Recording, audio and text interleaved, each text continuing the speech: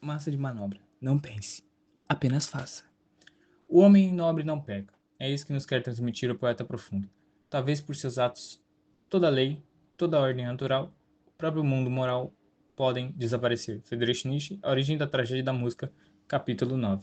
Basicamente, o que Nietzsche quer dizer com isso é que um homem que segue o que apenas, de forma literal, está na lei e na ordem natural, perde a sua moralidade, perde a sua capacidade de julgamento.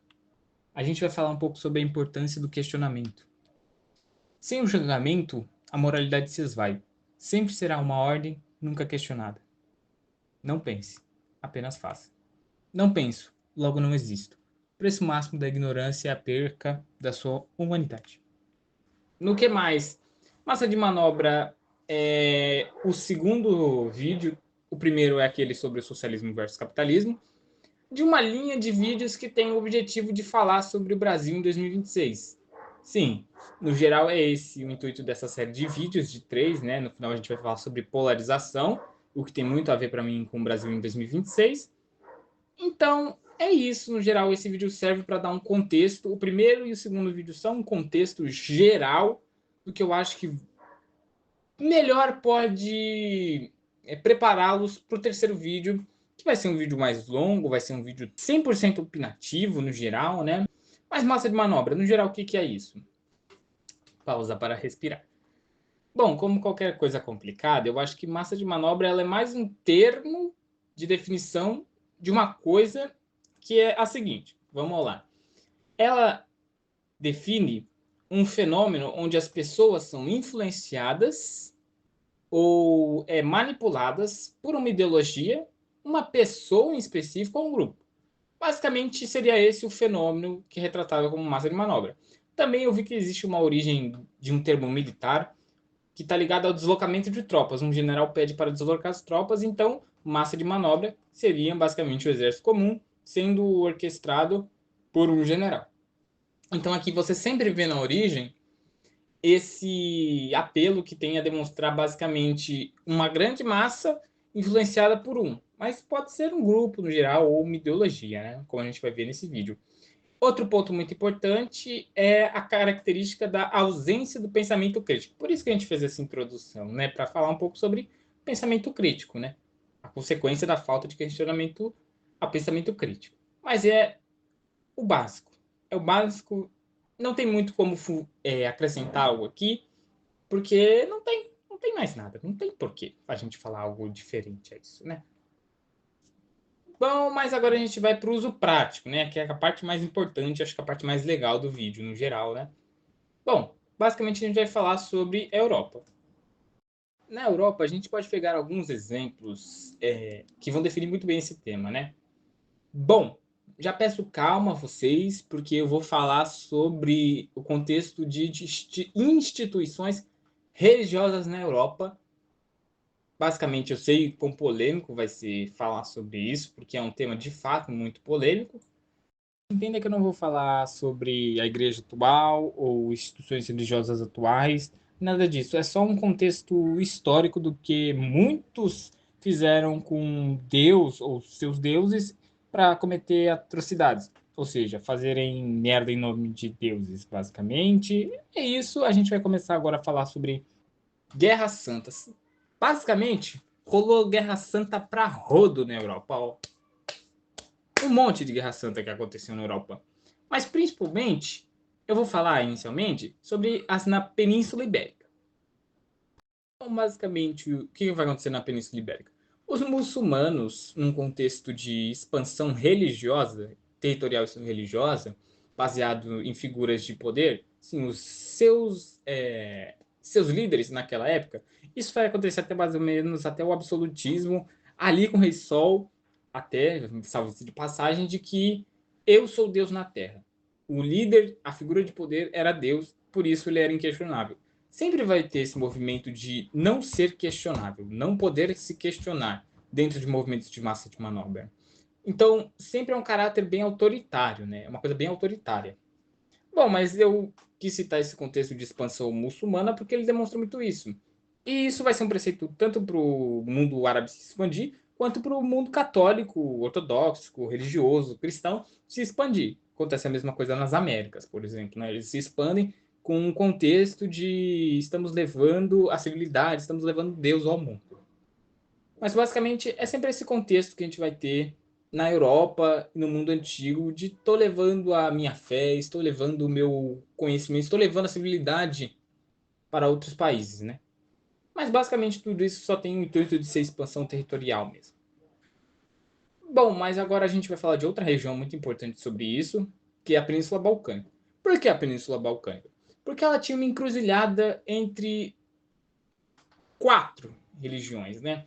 Os judeus, os ortodoxos, os cristãos e os muçulmanos, que estavam em guerra o tempo todo. Essa região do mundo ela tem essas quatro religiões espalhadas, assim, elas têm muita influência aqui, né? Bom, basicamente, onde eu coloquei aqui, ó, símbolo do Islã, era o Império Otomano.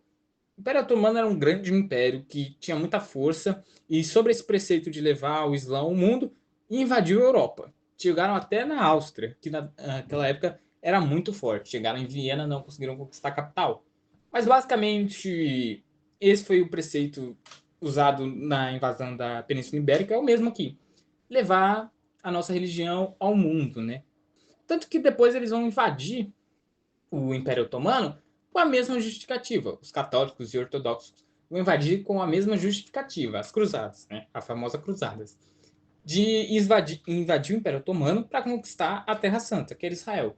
Então vão ser várias tentativas do mundo árabe tentando atacar os cristãos ortodoxos, ou vice-versa, cristianismo no geral, e os cristãos atacando o Império Otomano. Basicamente, os dois duelando para quem conseguiria se expandir mais para acabar com a influência do outro, né?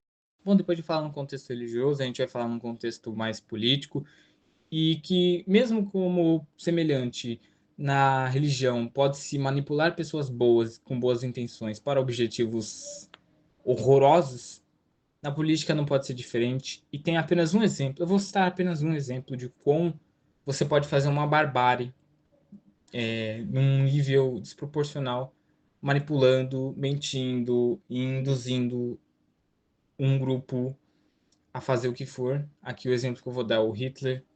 A gente sabe o que ele fez. Basicamente, para quem não sabe, Hitler ele pega todo o ódio antissemita que existia na Europa, a derrota da Alemanha na Primeira Guerra Mundial, e ele incita a população de que o verdadeiro problema eram os judeus, eles que faziam tudo isso.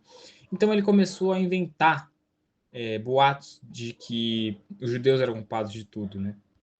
E uma população desesperada acabou ouvindo esse cara, começou a ganhar apoio, e com seu apoio ele foi demonstrando em comícios como o de Nuremberg, o seu apoio, convocando massas, fazendo atos públicos de queima de livros, Hitler queima livros, isso é tudo público, faz aqueles grandes marchas com tochas, tudo isso foi para intimidar, para mostrar medo mesmo, para mostrar poder. Ele usa todo o apoio que ele vai ganhando para demonstrar poder e subir cada vez mais na política alemã. Mas o exemplo mais claro também é a Noite dos Cristais, onde basicamente o governo incentiva a população a matar, quebrar, espatifar lojas, estabelecimentos, perseguir judeus na rua livremente. E tudo isso é sobre uma narrativa criada de que judeu não era gente. Judeu não é uma pessoa, então podemos fazer aquilo que quisermos. Essa era a narrativa que foi inventada. E mostra como é perigoso narrativa sem critérios, né? Basicamente, né? Bom, e no final de tudo isso, a gente sabe o que deu-se, né? A Alemanha perde a guerra e a sua alta cúpula no julgamento de Nuremberg alega que era apenas trabalho. Banalizaram tanto mal que alegaram que era trabalho, tirando da própria culpa de não ter sido criteriosos sobre o que faziam. Eles poderiam ter recusado as ordens, mas não quiseram. Não foram críticos propositalmente, né? Bom, e o preço da ignorância existe. E para os alemães, foi aqui, ó, seu maior centro de poder, o Reichstag, foi queimado por causa de um homem insano. Bom, eu chego ao fim do vídeo. Eu espero que vocês tenham entendido o que eu quis dizer, como é perigoso você não ser crítico às coisas. São exemplos que eu dei para mostrar que sempre é bom ser crítico cuidado com movimentos de grandes massas, porque normalmente tende a ser usado por aqueles idealizadores, né? Pessoas boas podem ser induzidas por pessoas más a fazerem coisas ruins, porque às vezes acabam sendo ingênuas, ou de propósito, ou de simplesmente má fé, né? Bom, é isso, no que mais, se vocês gostaram, se quiserem deixar um joinha, comentar, se inscrever, mandar para um amigo, eu vou agradecer. Eu acho que esse é o melhor vídeo do canal. Eu me senti bem mal, no geral, fazendo esse vídeo, porque eu percebi o quão é um atroz, né? E eu deixo uma última frase para vocês, que um povo que não conhece a sua história está condenado a repeti-la. Essa é uma frase que ela é bem explicativa, né? O conhecimento é contra a ignorância, e a ignorância pode ser usada por homens maus para o que já foi usado historicamente tantas vezes, né? Bom, no que mais é isso. Tchau, tchau. Até um próximo vídeo.